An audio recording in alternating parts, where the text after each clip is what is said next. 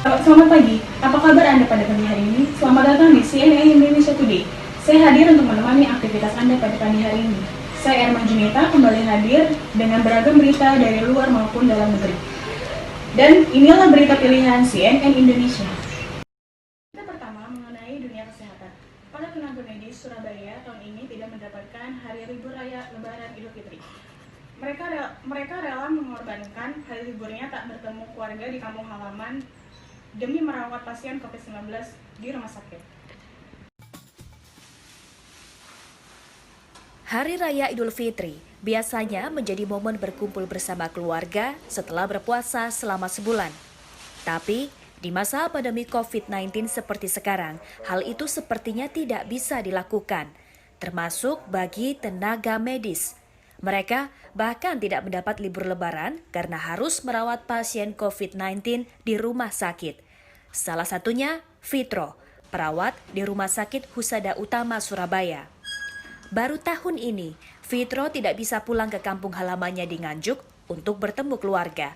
Sudah sebulan, Fitro dipindahkan ke ruang isolasi untuk merawat pasien positif COVID-19. Dalam sehari, ia menangani 4 hingga 5 pasien. Bahkan, orang tuanya pun tak diberitahu bahwa saat ini Fitro menangani pasien positif COVID-19. Kedua orang tua saya merupakan tipe orang yang pemikir, sehingga saya tidak ingin melihat kedua orang tua saya menangis. Hal yang paling saya kangenin saat Idul Fitri yaitu kumpul dengan keluarga, bapak, ibu, kakak, Akmal, keponakanku, sehat-sehat di sana. Tante selalu kangen padamu, semoga sehat ya. Saat ini, pasien positif corona di Jawa Timur semakin banyak, sehingga pihak rumah sakit sangat membutuhkan peran tenaga medis untuk tetap berjaga meski di hari Lebaran. Memang meskipun Lebaran yang konotasinya hari libur, untuk pelayanan pasien tentu tidak libur. Karena memang pasien yang datang ini, terutama COVID-19 ini, di masa-masa ini, minggu-minggu ini justru makin banyak, mengalir terus seperti air, dan ini tentu tidak bisa ditunda di dalam memberikan perawatan. Dan kita berharap bahwa dengan program yang baik oleh pemerintah di dalam aspek preventif dan promotif ini bisa mengurangi aliran pasien yang datang di rumah sakit, sehingga beban rumah sakit, beban tenaga kesehatan dan pendukungnya itu akan menjadi lebih ringan, tidak semakin berat. Nantinya, para tenaga medis akan mendapat ganti hari libur Lebaran setelah pandemi COVID-19 mereda mengikuti kebijakan tiap rumah sakit. Tim Liputan, CNN Indonesia. Berita mengenai dunia olahraga yang datang dari kemenangan pasangan bulu tangkis Indonesia atas Kenya. Setelah unggul 2-0 di hari pertama Jumat kemarin, pasangan Christopher Rungkas, David Agung Susanto akhirnya menjadi penentu kemenangan tim Davis Indonesia atas Kenya. Indonesia akhirnya menang dengan skor 4-0, sekaligus memastikan tetap berada di grup 2 dunia Piala Davis. 6-7 tiebreak 2 di set pertama, pasangan Indonesia Christopher Rungkat David Agung Susanto memaksakan pertandingan harus diselesaikan di set ketiga setelah keduanya mampu berbalik unggul 7-6 tiebreak 6 di set kedua. Di set penentuan, pertandingan kembali berlangsung ketat dan harus diselesaikan lewat tiebreak. Tim Piala Davis Indonesia akhirnya memastikan kemenangan setelah servis keras dari Christopher Rungkat di penghujung pertandingan tak mampu dikembalikan dengan baik oleh ganda Kenya Ibrahim Diego Ismail Mzai. Pasangan Christo David pun menutup set penentu ini dengan skor 7-6 tiebreak 3. Lawan servisnya sangat bagus menurut kita. Dan permainan mereka di luar ekspektasi kita berdua. Dan tadi di set pertama sih mestinya kita bisa ambil di game awal, langsung break tadi 15-40, tapi kita gagal ambil di game pertama dan mereka dapat kayak momentum percaya diri. Di partai keempat yang sudah tidak menentukan, pemain muda Indonesia Gunawan Trismuwantara mendapatkan kesempatan untuk pertama kalinya bermain di tim Piala Davis Indonesia.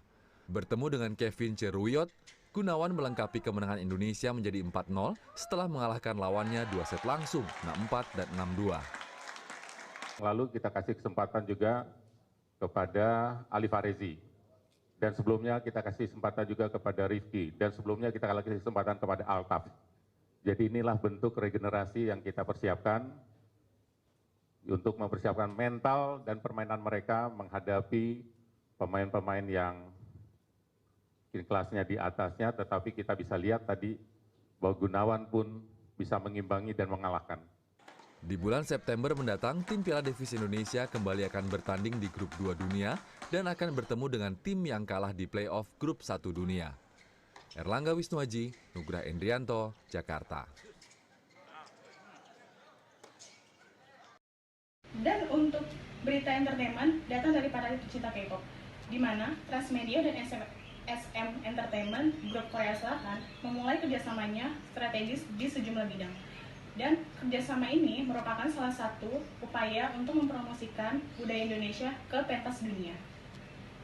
K-pop Hallyu yang mendunia dan mampu menghasilkan devisa ekspor bagi Korea Selatan senilai 8,2 miliar dolar Amerika Serikat melatar belakangi kerjasama antara Transmedia dengan salah satu perusahaan hiburan terbesar di Korea Selatan, SM Entertainment Group.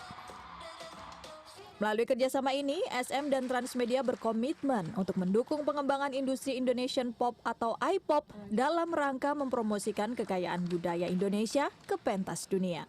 Kita kan juga melihat sekarang ada perubahan generasi yang luar biasa. Dan perubahan generasi ini membawa juga ya perubahan culture yang luar biasa.